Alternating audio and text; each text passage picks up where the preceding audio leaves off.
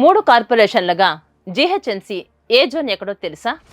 Outer దాకా greater 300 డివిజన్లతో అతిపెద్ద నగరంగా మన హైదరాబాద్, దేశంలోనే టాప్ మెట్రోపాలిటన్ సిటీగా మన రాజధాని. అయితే ఈ 300 డివిజన్లకు ఒక్కటే కార్పొరేషన్ ఉంటుందా, లేక గ్రేటర్ను మళ్లీ విభజిస్తారా? ఇప్పుడు ఎక్కడ చూసినా దీనిపైనే చర్చ జరుగుతోంది. ఈ అంశంపై దాదాపుగా క్లారిటీ వచ్చేసింది. పరిపాలన సౌలభ్యం కోసం గ్రేటర్ హైదరాబాద్ను మళ్లీ 3 కార్పొరేషన్లుగా విభజించనున్నారు. ఇదే విషయాన్ని సీఎం రేవంత్, మంత్రులు, అధికారుల వద్ద ప్రస్తావించారట. అంటే అధికారిక నిర్ణయమే తరువై. మరి గ్రేటర్ను 3గా విభజిస్తే కొత్తగా వచ్చే కార్పొరేషన్లు ఏవి? ఏ కార్పొరేషన్లలో ఏ జోన్లు వస్తాయి? దీనిపై ఎక్స్క్లూజివ్ రిపోర్ట్ ఇప్పుడు మనం చూద్దాం. 300 డివిజన్లతో ఏర్పడ్డ గ్రేటర్ హైదరాబాద్ ను మళ్లీ 3 కార్పొరేషన్లుగా విభజించనుంది ప్రభుత్వం. మునుపటి గ్రేటర్ హైదరాబాద్ కార్పొరేషన్ ను కాస్త అటు ఇటుగా అలాగే కొనసాగించనుంది. దానితో పాటు మల్కాజిగిరి, సైబరాబాద్ కార్పొరేషన్లను కొత్తగా ఏర్పాటు చేయనుంది. ఎప్పట్లాగే హైదరాబాద్ కార్పొరేషన్లో 150 డివిజన్లు ఉంటాయి. మిగిలిన 150 డివిజన్లను 75 నుంచి 75గా విభజించనున్నారు. అంటే 75 డివిజన్లతో మల్కాజిగిరి కార్పొరేషన్, మరో 75 డివిజన్లతో సైబరాబాద్ కార్పొరేషన్ ఏర్పాటు కానున్నాయి. ఇక చార్మినార్, రాజేంద్ర నగర్, శంషాబాద్, గోల్కొండ, సికింద్రాబాద్, ఖైరతాబాద్ జోన్లతో హైదరాబాద్ కార్పొరేషన్ ఏర్పాటు అవుతుంది. అంటే ఇదంతా పాత హైదరాబాద్ అనుకోవాలి. డివిజన్లలో సరిహద్దులు మారుతాయి, కానీ ఈ కార్పొరేషన్లో పెద్దగా మార్పులేవి కనిపించకపోవచ్చు. ఇక మల్కాజిగిరి, ఉప్పల్, ఎల్బీ నగర్ జోన్లతో మల్కాజిగిరి కార్పొరేషన్ ఏర్పాటు కానుంది. ముందుగా చెప్పుకున్నట్లుగా ఈ కార్పొరేషన్లో మొత్తం 75 డివిజన్లు ఉంటాయి.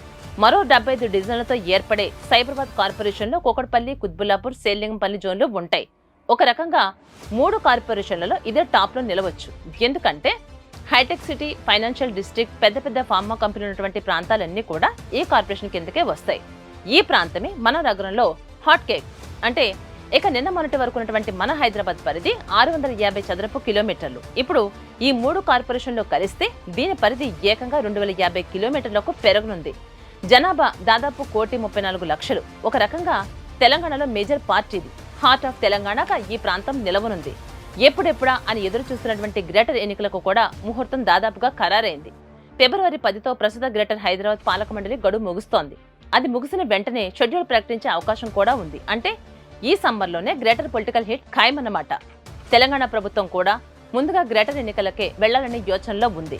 ఇక్కడ సత్తా చాటిన తర్వాత రాష్ట్ర వ్యాప్తంగా మున్సిపల్ ఎన్నికలు నిర్వహించే అవకాశం కూడా ఉంది. ఆ తర్వాతే ఎంపీటీసీ, జడ్పీటీసీ ఎన్నికలు జరగవచ్చు. ఎందుకంటే వీటికి బీసీ రిజర్వేషన్ అంశం కొత్తగా అడ్డంకిగా ఉంది. అందుకే ముందుగా వచ్చే ఎన్నికలు గ్రేటర్ వే అని తెలుస్తోంది. ఇక హైదరాబాద్, మల్కాజిగిరి, సైబరాబాద్ కార్పొరేషన్ ఎన్నికలు మినీ తెలంగాణ వార్గా నిలవటం ఖాయంగా కనిపిస్తోంది. మన రాష్ట్రంలో మెజార్టీ పార్టీ ఇదే కావడంతో ఇక్కడ ఎవరు సత్తా చాటితే 2028-29 ఎన్నికల వారిదే విజయం. ఇందులో ఎలాంటి సందేహమే లేదు. అందుకే అన్ని పార్టీలు ఎన్నికలను ప్రతిష్టాత్మకంగానే భావిస్తున్నాయి. అధికార కాంగ్రెస్, ప్రతిపక్ష బీఆర్ఎస్ తో పాటు బీజేపీ కూడా గ్రేటర్లో సత్తా చాటేందుకు ఉవ్విళ్లూరుతున్నాయి. ఇప్పటి నుంచే ప్రణాళికలు సిద్ధం చేసుకుంటున్నాయి. ఇక త్వరలోనే రాజకీయ పార్టీ పెడతానని ప్రకటించినటువంటి జాగృతి కవిత కూడా ఇక్కడ అదృష్టం పరీక్షించుకునే అవకాశం కూడా లేకపోలేదు. సో త్వరలో జరగనున్న గ్రేటర్ హైదరాబాద్ ఎన్నికలు మినీ అసెంబ్లీ వార్ను తలపించడం ఖాయం.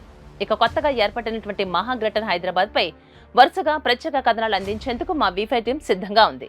కార్పొరేషన్ల స్వరూపం, జోన్ల వివరాలతో పాటు డివిజన్ల పరిధి లాంటి అంశాలను కూడా మీకు అందిస్తాం.